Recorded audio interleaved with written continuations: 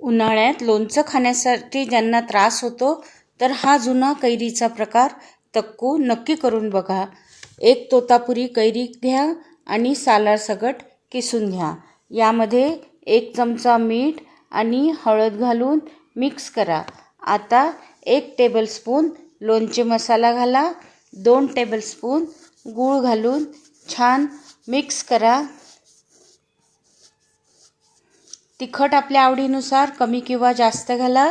फोडणीसाठी तेल गरम करायला ठेवायचे.